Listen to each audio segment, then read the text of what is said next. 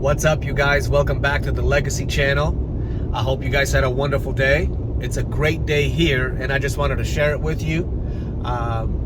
Just coming across a few different thoughts and ideas I thought I'd bring to your attention, especially if you're a guy, married guy, maybe just a dad as well, that what getting healthy means and how it will affect these relationships in your life. I hope they're important relationships to you. Actually, I believe that they are, or else you wouldn't be on this channel. One of the things right away that I've really thought about for a long time that is just more and more clear as I get older is this idea that we cannot have and expect our kids to be something or to do something that we're not doing, because our kids won't do what we say. They'll do what they see in us. Meaning, if I eat unhealthy and I know it, and then I just tell my kids to make healthy decisions, they won't know what that means, because I'm not doing it myself. If I tell my kids to be patient, to be kind, to use language that is uplifting, if that's not language that I use, which is kind, uplifting, then they won't know how to, because they won't do what I say. They'll do what they see me do.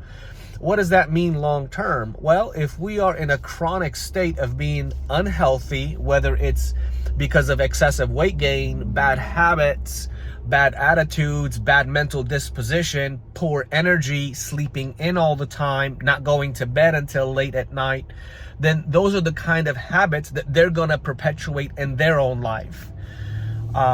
If you see the thumbprint of me and my son flexing next to each other, well, I've been working him out ever since he was 8 years old. And so he's kind of been on this path for a long time. That didn't happen overnight. And so he's been instilled with this habit of hard work. He is an awesome football player. He is a leader on his team, and that's because he's not afraid to lean into suffering and what it means to suffer in order to create that kind of physique. My middle son, Lucas, he didn't get as much of my attention that my older son did, and that's just because of the busyness of life. And so he does not have that hard work type instilled killer instinct in him, because I didn't have the time to imprint it into him. And so even though I have it on the inside of me, the second epiphany to that, well, number one is that your kids can't be something and someone that you're not.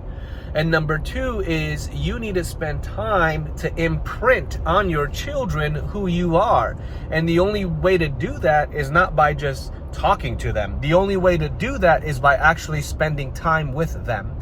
I got this mental picture of like a Play-Doh and a little mold. And in order to create that mold out of the Play-Doh is to put the Play-Doh inside of that mold. It's the only way that Play-Doh is going to represent the shape and the image of that mold. Our kids and our parenting is the same way. They have to spend time with us in order for them to get that same kind of character image, the same kind of habitual image, the same type of success image that we have on the inside of us. If we are going to perpetuate a legacy, it can't just be a legacy of telling them what to do. We have to invite them in. We have to spend time with them. We need to show up in their life. We can't just be a person that tolerates their presence in our home. They have to feel like they're a part of our life. And that's a lot more energy. It's a lot more time consuming. It's a lot more time to give to them that you would rather give to yourself, to relax, to maybe kick your feet up after a hard day's work. And that's what I mean by we have to choose to show up in the lives of our children.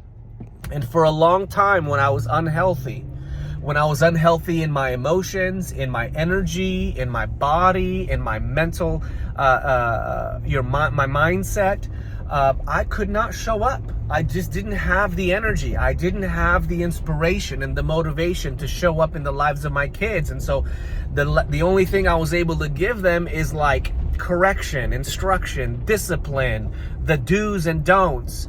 It was very hard to show up and just let's go have a good time.